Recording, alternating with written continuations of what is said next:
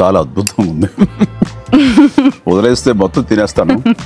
నా సరదా తీరేంత కొంచెం ఇంకొక తిని వదులుతాను. కానీ చాలా బాగుంది. కానీ ఎంత తిక్కుగా ఉంది మీ ఇక్కడ.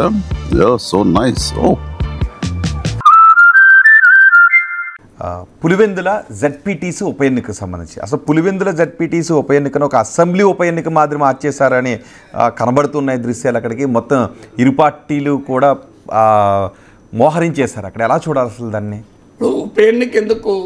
ఇప్పుడు జగన్మోహన్ రెడ్డి ఎక్కడికి పోయినా అంతే అవుతుంది కదా.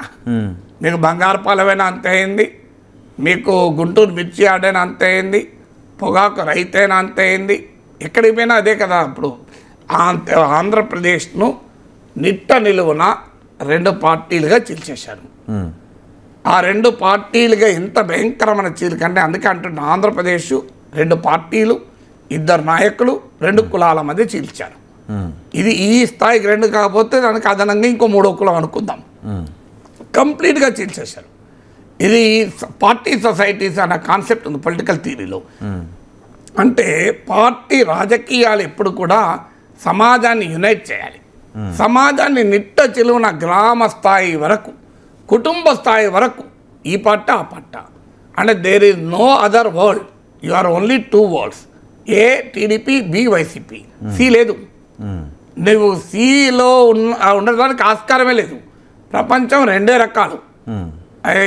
తెలుగుదేశం వాడు ఏమైనా కావాలి, వైసీపీ వాళ్ళు కావాలి, చంద్రబాబు నాయుడు మనిషి ఏమైనా కావాలి, జగన్ మనిషి ఏమైనా కావాలి. ఇంత పోలరైజేషన్ తీసుకొచ్చిన తర్వాత అది జడ్పీటీసీ ఉప ఎన్నికైతుంది ఏదైతుంది. ఇది మొదటి కారణం పోలరైజేషన్, ఆపరేషన్ పులివెందులకు. 2వ కారణం ఏంటి? ఒకప్పుడు ఒక కారణాలు ఏదైనా టాప్ లీడర్ల కాన్షియన్స్ ముట్టుకోకపోతాం, అది ఎలాగూ గెలవము, అది ఓడం ఎందుకు మనమని. సో మీకు అందుకే మీకు పులివెందుల జోలికి తెలుగుదేశం పోలే, కుప్పం జోలికి కాంగ్రెస్ పోలే, రాజశేఖర రెడ్డి కుప్పం జోలికి పోలే, చంద్రబాబు నాయుడు పులివెందుల జోలికి పోలే పెద్దగా. ఏదో సతీష్ రెడ్డి ఆ రోజులో సతీష్ రెడ్డి, ఈ రోజులో బీటెక్ రవి, ఇట్లా కొన్ని ప్రయత్నాలు జరిగినా పెద్ద కాన్సన్ట్రేషన్ ఉండేది కాదు. కానీ ఇప్పుడు మారింది. ఎందుకు మారింది? ఇది ఒక రాజకీయ. ఇప్పుడు బెంగాల్లో మమతా బెనర్జీని నందిగ్రామ్లో ఓడించడానికి బీజేపీ ఎంత ఎత్తుగడ చేసింది. సో అక్కడ ఎత్తుగడ చేసి మమతా బెనర్జీ ఓడించారు కూడా. ఎందుకంటే కుప్పం మున్సిపాలిటీ విషయంలో వైసీపీ కూడా కమింగ్ టు దట్, సర్వ సైన్యాధిపతినే దెబ్బ కొడితే, చక్రవర్తినే స్థావరాన్నే బద్దలు కొడితే ఇక మాకు తిరుగుండదు అని, అంటే డిమారలైజ్ చేయాలి ప్రత్యర్థి శిబిరాన్ని అని. ఆ ఎత్తుగడలో భాగంగా వైసీపీ ఏం చేసింది మీకు గుర్తుండే ఉంటుంది. కుప్పం నువ్వు కాన్సన్ట్రేట్ మీరు అన్నట్టు కుప్పం మున్సిపాలిటీని కైవచం చేసుకొని ఒక నరేటివ్ బిల్డ్ చేసింది. చంద్రబాబు నాయుడు పని అయిపోయింది, తెలుగుదేశం పని అయిపోయింది, కుప్పంలోనే గెలవండి, టీడీపీ దేశమంతా గెలుస్తుందా, చంద్రబాబు నాయుడు నాయకత్వం పైన విశ్వాసం పోయింది, ఇవన్నీ చెప్పారు. చెప్పి ఇక నెక్స్ట్ అసెంబ్లీ ఎలక్షన్లో చంద్రబాబు నాయుడు కూడా ఎమ్మెల్యేగా ఉండడు. దానికి అంతకుముందు మంగళగిరిలో లోకేష్ ఓడిపోవడానికి ఉపయోగించుకున్నారు, పవన్ కళ్యాణ్ ఓడిపోవడానికి ఉపయోగించుకున్నారు.